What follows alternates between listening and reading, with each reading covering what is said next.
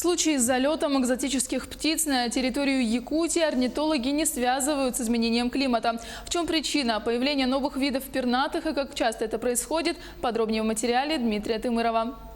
Буквально на днях в районе озера Былах Нюрбинского района коневоды обнаружили нехарактерные для нашего региона птицу фламинго. Ученые отмечают, что в истории орнитологии Якутии с 1967 по 1989 годы на территории республики было зафиксировано 5 случаев появления этой экзотической птицы. Останки последнего сегодня хранятся в музее Института биологии. Так, это в начале 20 века на территории Кангаласского района в окрестностях Лоханана был обнаружен вот этот вот фламинго.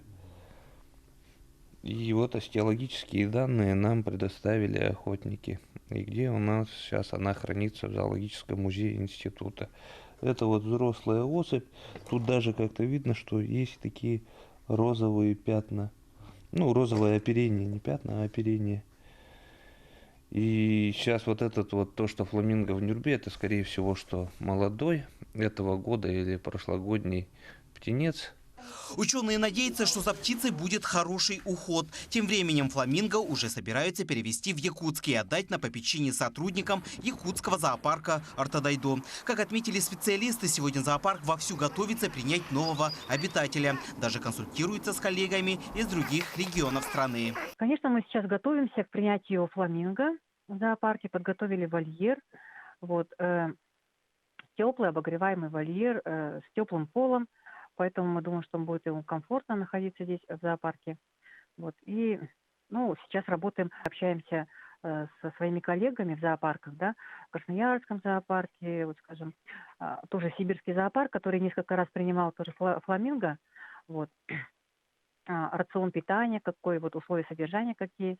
А буквально на днях жители Среднеколымского района обнаружили еще 2 птиц, которым не характерны места обитания нашего региона. Ученик 11 класса из Сардавской школы утром, понедельник, 11 ноября, нашел возле дома. Он подумал, это чайка с вороной, гибрид, смешанная.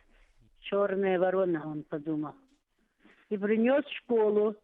В школе же учителя определили, что это за птица. Оказалось, что это буревестник, обитатель прибрежных морских зон. Вторую птицу, белую чайку, которая занесена в Красную книгу России, обнаружили охотники во вторник. Но птица, увы, скончалась. Как отмечают орнитологи, такие случаи часто регистрируются на территории республики. Они говорят, что это случайные залеты, но никак не связано с изменением климата. И это бывает случайно из-за того, что во время весенних и осенних миграций многие стаи, когда летят либо к местам зимовок, либо к местам гнездований, некоторые виды особи сбиваются со стаи, либо с другими птицами, либо сами плутают и улетают, ловя там те потоки воздуха и улетают.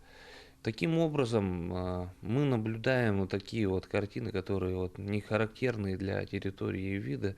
По словам ученых, за год на территории Якутии регистрируется около 50 видов залетных птиц. И то, что обнаруживает жители районов, это лишь часть заплутавших птиц. В целом же орнитологи республики просят жителей региона при обнаружении новых видов птиц сразу дать знать ученым-орнитологам. Ведь каждая такая находка может стать научным открытием. Дмитрий Тымыров, Георгий Григорьев, Якутск.